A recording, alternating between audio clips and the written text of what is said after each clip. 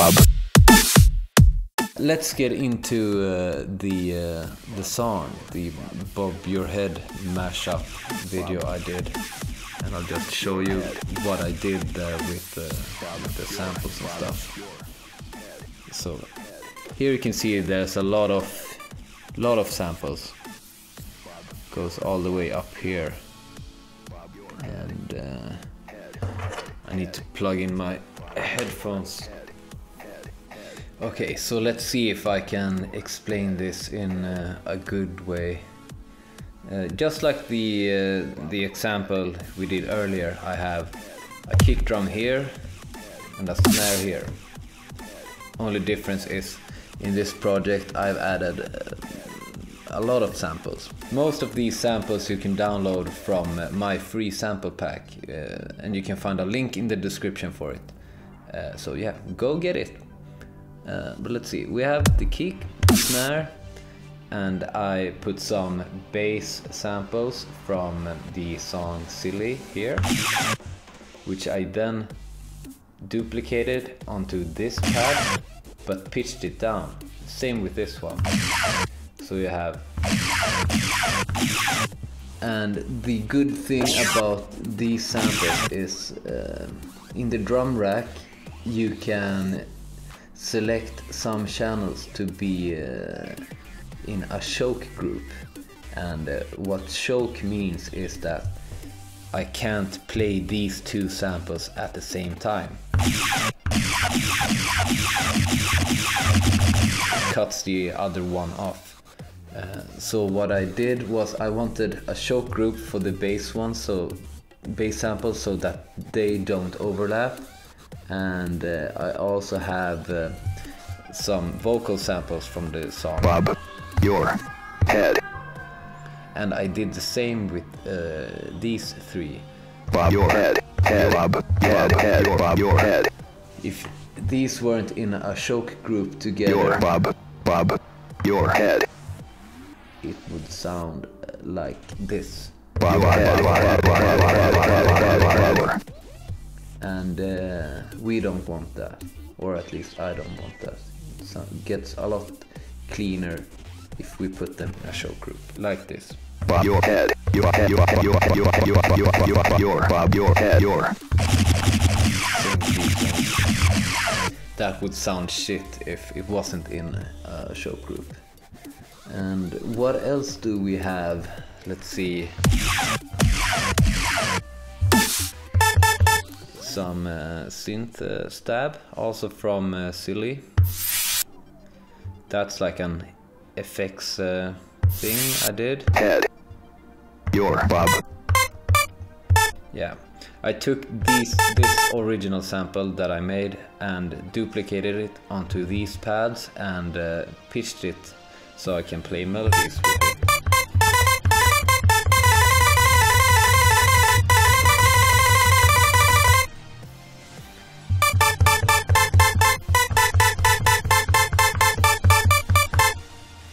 And as you maybe noticed, these aren't in a choke group because I wanted to, you know, be able to make harmonies and stuff. And it's like, anyway, it's a really short sample, so it really doesn't have to be in a choke group. And here's some random percussion that I didn't use. Are you ready? The last thing I did was that I made some chords. I did these chords and then bounced it down to audio and cut it up. So I have the first chord here. Oops. I have the first chord here, second one here, third, fourth.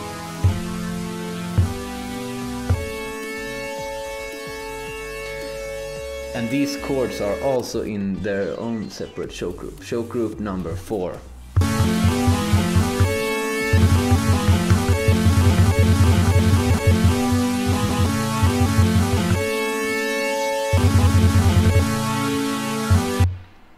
And I also, a good little mini tip is I did like a mute for this show group. So on this one it's only just a little bit of reverb tail. So I can turn the chord sound off whenever I want.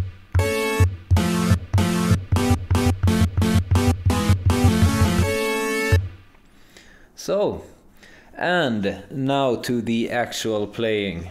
I don't know how to explain this good, so but I'm gonna give it a shot.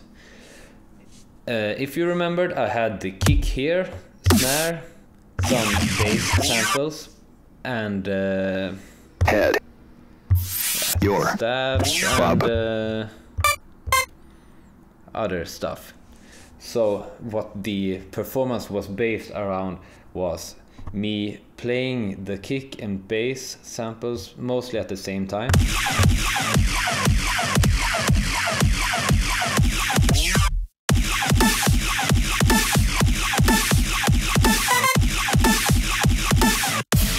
Your. Then I can also add the chords to this. So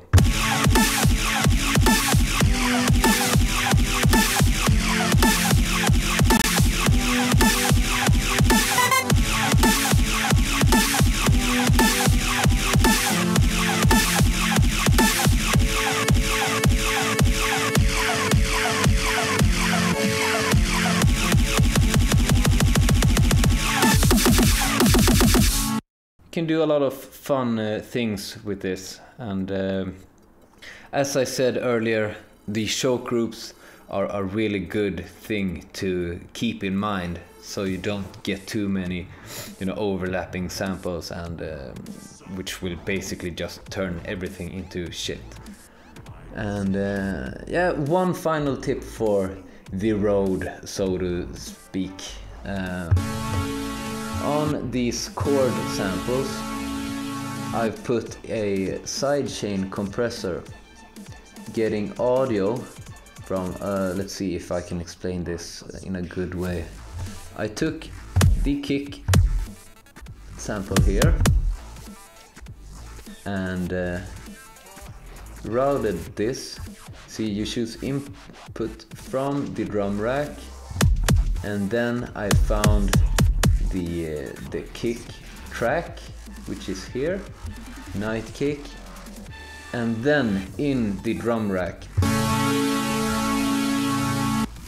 I have on each of these chord samples I put a compressor with the sidechain button on, getting audio from this track right here. But it's not, there's no output from this track, as you can see. It only sends like an additional signal to the sidechain compressor.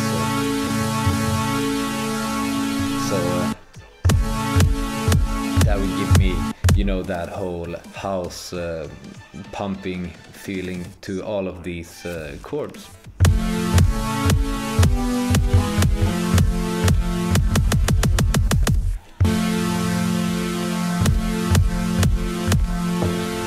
And I did the same thing with the bass sample,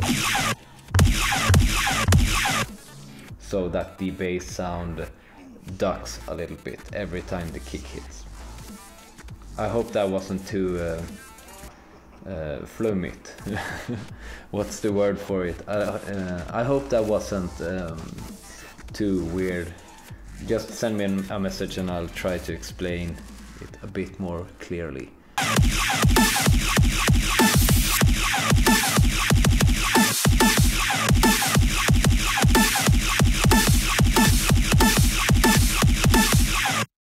Yeah, that was all I had for this time, and I know it's a bit hard to explain some of the things, so if you have any questions, just don't hesitate to send me a message and I'll try to be more clear with what I mean, because I realize it's easy to get lost with all these technical mumbo jumbo stuff, but in the end the only thing that matters is just keep trying and have fun and try out different things, you know, and if you do something like not totally correct, it doesn't matter, because you're still a little bit closer to, you know, whatever your goals are, or blah. Yeah. Until next time, bye.